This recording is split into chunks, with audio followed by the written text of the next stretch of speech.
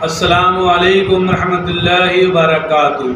मैं मोहम्मद जावेद, सच की आवाज़ NPS न्यूज़। देखिए आज की ताज़ा खबर। जिस तरह का इनका रवैया इन लोगों का हमने पिछले कुछ महीनों में ये भी देखा, कैसे इन लोगों ने, इनके मंत्रियों ने, इनके नेताओं ने सुप्रीम कोर्ट के दूसरे जजों को किस तरह से ये लोग गाली देते हैं, गंदी गंदी गालियां देते हैं। जिस तरह से इनके लोग जजों के खिलाफ और जुडिशरी के खिलाफ सोशल मीडिया पे कैंपेन चलाते हैं। इनके लोग जजेस को, रिटायर्ड जजेस को एंटी नेशनल बोलते हैं। तो इनका जुडिशरी पे इनका कोई वो नहीं है। अब इन्होंने एक मैसेज दे दिया कि सुप्रीम कोर्ट जो मर्जी फैसला दे, हम नहीं मानते, हम ऑर्डिनेंस ला के सुप्रीम कोर्ट के फैसले पलट देंगे।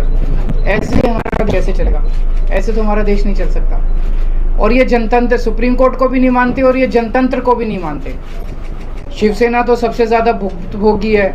किस तरह से भारी बहुमत से चुनी हुई, जनता द्वारा चुनी हुई सरकार को इन्होंने गलत तरीके से CBI से, ED से, पैसे से